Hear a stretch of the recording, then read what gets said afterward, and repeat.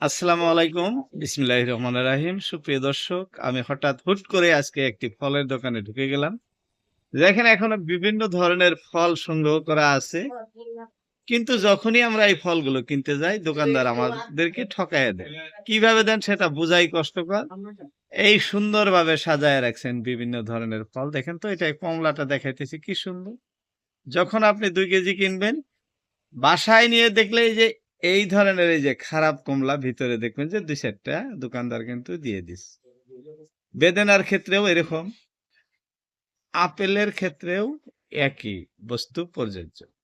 তাই আমরা উচিত মূল্য দিয়ে বস্তু কিনবো। হাত দিয়ে লাড়ে-চাড়ে দেখে কোনটা ভালো কোনটা খারাপ বিচার করে তারপরে কিনবো দর্শক। সবাই সতর্ক থাকবেন। এই ধরনের দোকানদারদের মোটেই বিশ্বাসে আনবেন না। ধন্যবাদ সবাইকে।